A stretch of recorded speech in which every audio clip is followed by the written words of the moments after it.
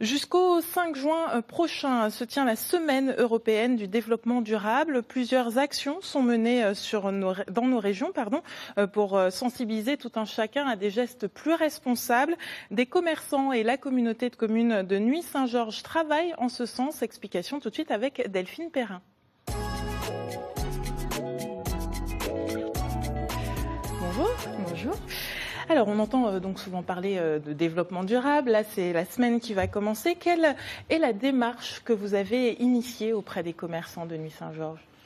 Eh bien, nous avons, avec la JCE en partenariat, la Jeune Chambre économique de Bourgogne, eu l'idée d'intégrer donc les commerçants du centre-ville de Nuits-Saint-Georges dans une sensibilisation vraiment grand public, passants, clients, touristes, sur des actions en lien avec le développement durable. Qu'est-ce que vous avez fait concrètement ? Donc concrètement, nous avons fait du porte-à-porte et puis plus de 80% des commerçants ont adhéré à l'idée, à l'opération qui leur était proposée.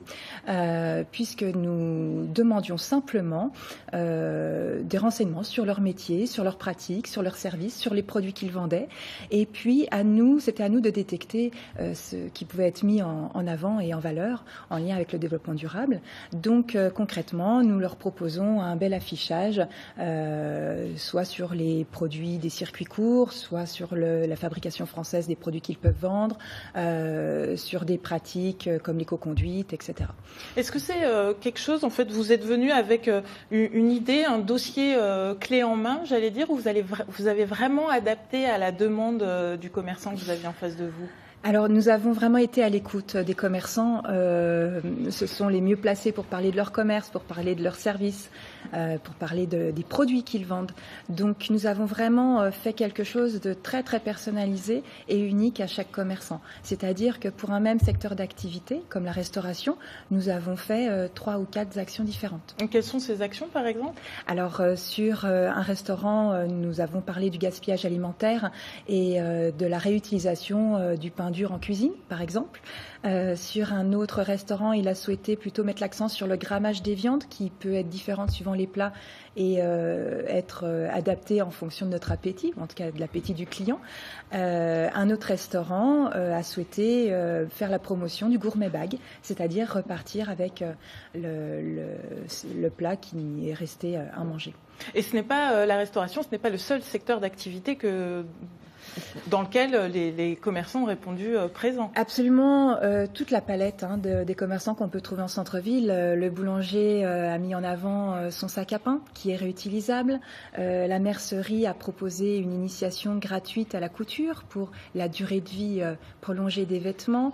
L'épicerie a souhaité proposer une dégustation du fromage de chèvre produit localement.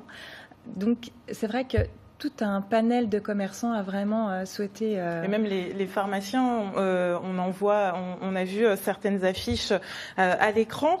Donc, de ce que vous en dites, les commerçants ont répondu présent et positivement. Les commerçants ont vraiment joué le jeu et bien plus qu'espéré. C'est-à-dire qu'ils sont vraiment impliqués. L'auto-école propose une initiation gratuite à l'éco-conduite pendant une semaine.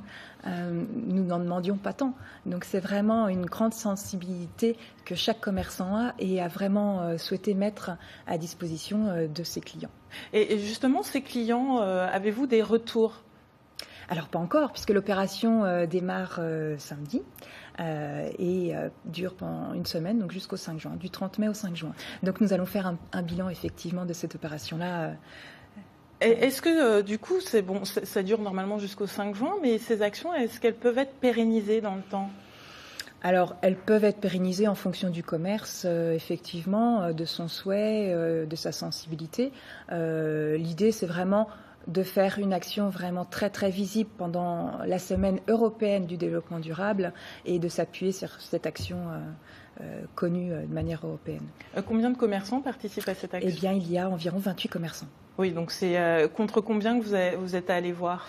34. Ah oui, donc pratiquement tous. Donc voilà, plus de 80%.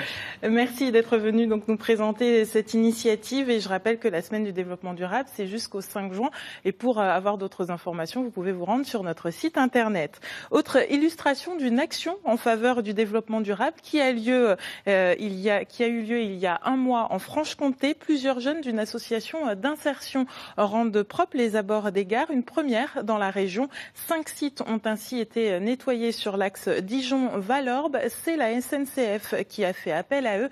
Vanessa Hirson et Hugues Perret.